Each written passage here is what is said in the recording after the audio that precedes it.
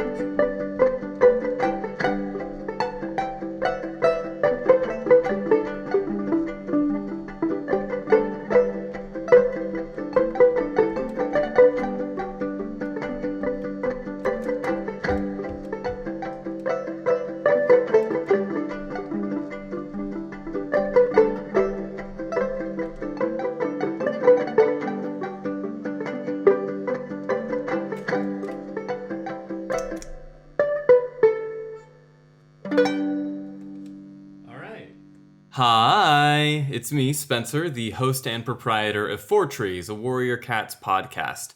If you're wondering what that was basically my process insofar as writing music goes. And I wanted to do this episode today to talk a little bit about that, because I was doing some research recently, looking into some stuff, and I found some interesting things that I would feel remiss if I did not share. So, this podcast will not necessarily be that much about cats. It's more about Fourtrees, the podcast, and about the theme tune of Fourtrees, the podcast in particular. So by now, you may or may not be familiar with the Fourtrees theme tune. I've been doing this for like 7 weeks, but I also understand due to the nature of podcasting that this may end up being the first episode that someone is listening to. So for their benefit, here's a little live recording of the Fourtrees theme tune, at least as I currently do it. I don't know if this is the same version that's like constantly playing every time, but this is how I remember it whenever I play it for myself.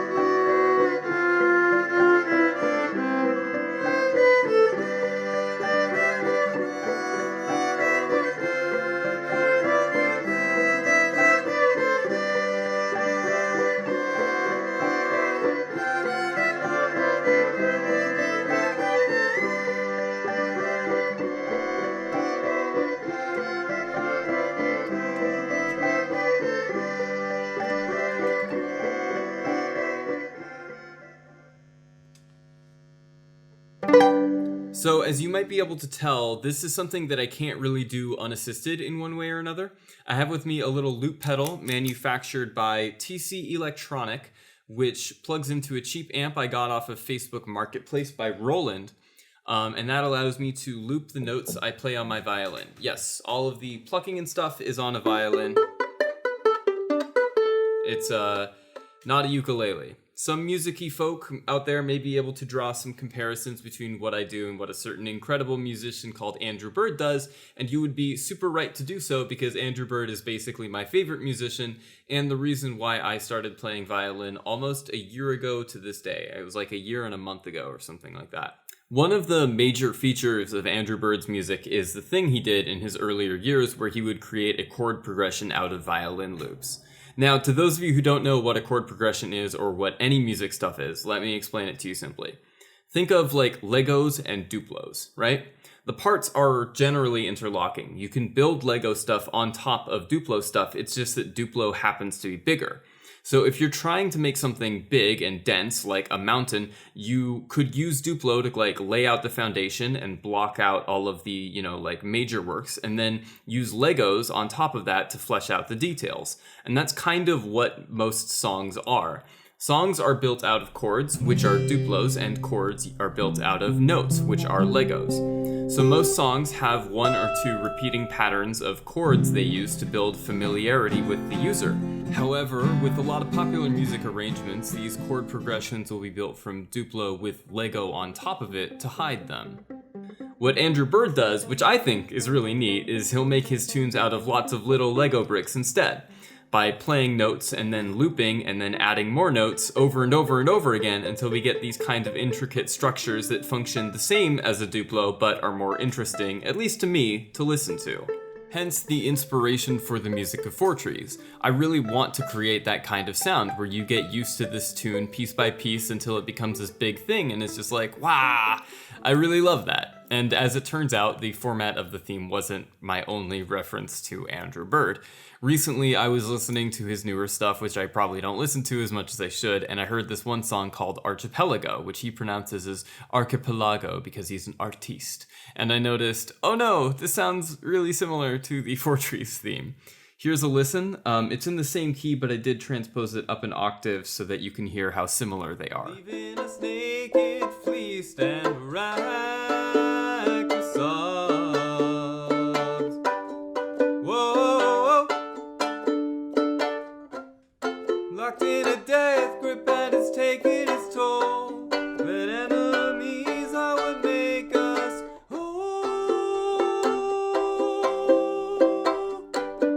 Listen to me.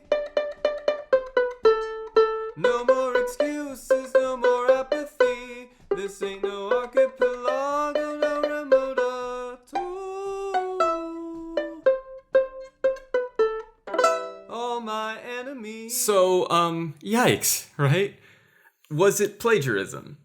Well, for what it's worth, I do not particularly think so. For one, it was done accidentally, and while that does not make plagiarism any better, it also means that I probably wasn't as precious to the original tune if I would I would have been had I actually stolen it. Basically, the tunes diverge really quickly. The only commonality is the underlying chord progression and the first half of the phrase, which would be more of an issue legally if the next parts didn't serve to undermine that part of the phrase by creating counterpoint. Okay, hi, it's me, Spencer, reporting from in the middle of making this podcast. I just realized that I said the word counterpoint without explaining what it means, so give me a second to do that for you non-musically savvy people. Essentially, when you have a chord, only a certain set of notes can go inside of it. So when you have a G major, you can use D, you can use B, and you can use G. And those go inside of G major, and that's fine. So when you have multiple melodies playing on top of each other, sometimes something will happen where two notes that happen to be in the same chord play together, and that's harmony, and it's also considered counterpoint. Counterpoint is basically when you're building a chord out of melodies. So in my tune, when we have this happening, we also have this happening later on, and what that does is a special kind of counterpoint where the melodies will actually build different chords. So here we have B and D happening at the same time, and then later we have C and E happening at the same time. And while the song's original chord progression goes G to D and then to F and then C, what the Fourtrees tune does is once it gets to that point, it goes from G to C, essentially, which it doesn't do normally, and that's like part of the counterpoint. That's why we have the two melodies going, so that like it changes the function of the song midway through, and it provides this extra thing inside of the world, as well as creating that really nice harmony between the two violin parts that loop. So yeah, that's what counterpoint is. Every time I say counterpoint or harmonize in this video, that's basically what I'm referring to. This interplay between ya-da-da-da and that. So, just so you know, thank you for listening so far. I know it's been long and weird. I promise this isn't most episodes. I'm going to go back to what I was saying earlier. There is something of an argument to make that my tune would theoretically be like a replacement for Andrew Bird's music because of the commonality in our style. However, I think it would be a pretty hard case to prove that someone is listening to my Warrior Cats Analysis podcast exclusively because they like listening to the theme music better than they like listening to the tune Archipelago by Andrew Bird. Also, since the Western 12-tone musical scale is kind of inherently finite, there are more and more musicians pushing against the idea of people owning certain tunes. The band Breakbot refused to sue Bruno Mars for his pretty blatant copying of the tune from Your Wish Is My Command, and there are a group of musical mathematicians who recently put out a database full of algorithmically generated music to help set a legal precedent defending small musicians in cases of them being sued by big publishers for plagiarism. The idea being that if they can't definitively prove that X melody isn't on this database, then they can't prove that they were the first to come up with X melody and therefore do not own it. Another example of a tune sounding eerily similar came from when I decided to finally check out some of the other Warrior Cats podcasts out there. This is the Kevin MacLeod tune from the show Warrior Cats, What Is That? But transposed to G major, the key that I'm most comfortable in, and the same key that the Fourtrees tune is in.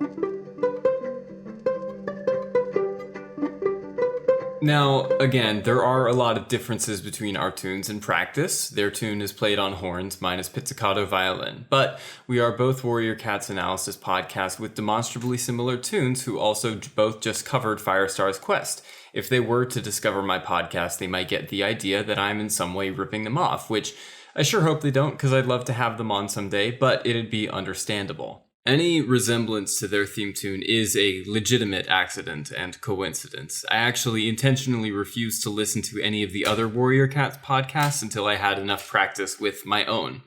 This is probably another confluence of bad luck and influence, but there is a musical analysis reason as to why these three tunes all sound so similar. In musical scales such as G major, there are functions called modes. A mode is essentially a version of that same scale, except for that it starts and ends on a different note. B Phrygian has all the same notes as G major, but it starts and ends on B instead of G. When I play it, it doesn't sound very much like a scale at all, and that's because musical modes aren't really formatted like that. It's just kind of a term used for when a tune happens to gravitate around a certain note. In the case of the Fourtrees and Warrior Cats What Is That themes, they both happen to be in Phrygian mode. Fourtrees is in B Phrygian, and I believe Warrior's Cats What Is That is in C Phrygian, or whatever their mode their original key denotes. Do I mean here that all tunes in Phrygian sound the same? Absolutely not. It's used in plenty of different songs. The opening to David Bowie's Space Oddity and Beyonce's I Care are in Phrygian. However, when you're dancing around one note, it is pretty likely that you'll end up making similar decisions to other musicians before you who have done the same thing. If I were to begin improvising in A Dorian or E Aeolian, or God forbid both, it would end up sounding a lot like some pagan folk song because a lot of folky fiddle music is written in that mode.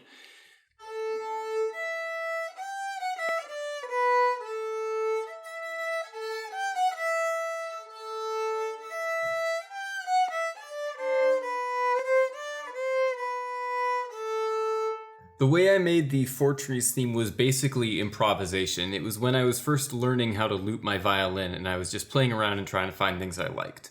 I started with the first part to set the scene with the arpeggios, and then I was just playing around and reinforcing that and improvising in pizzicato, and then once I got out my bow, I probably subconsciously played the Andrew Bird tune because the chord progression subconsciously reminded me of it. As the tune goes on, I break away from it and create harmonies that weren't there, and I go on improvising, but at the end of the day, 8 or so weeks later, the core of the melody is still something that I wasn't the first one to write. Am I going to change the theme tune? Probably not. I know it wouldn't be the hardest thing in the world to do. I could just shift around a few notes, but there are honestly other non-Andrew Bird related parts of the theme tune that I really like. The arpeggios bit got stuck in my flatmate's head after I played it for her, and it's so satisfying to hear the second violin melody come in and make harmony with the first one. If tomorrow I get a message from Warrior Cats, What Is That, or Andrew Bird's people telling me to cut it out, I'll find a new tune to play instead. Not because I think they would be right to do so, but because I want to respect them and theirs. I believe that music is to be shared and that influence is a beautiful thing. And honestly, if somebody were to take influence from the themes I composed for Fourtrees, then I would be honored. You're welcome to disagree with me, and I'd love to know your points of view if you have them, but I wanted to do this episode in the interest of transparency. I started Fourtrees knowing that there were going to be things that I got wrong, possibly offensively wrong, when it comes to certain aspects of this, and I'm glad that music happened to be one of the areas that I goofed up, because at least I know enough about music to explain myself and just say that, like, I'm a fool, there are a lot of things that I don't know, and I'm still learning. But yeah, there are 8 notes of the Fourtrees theme tune that are not entirely original, in all likelihood. I probably ended up copying a melody from a song that I listened to and then forgot about it, and man, that sucks. But there isn't much I can do about it except to own up to my mistake and explain why I'm going to continue using the theme.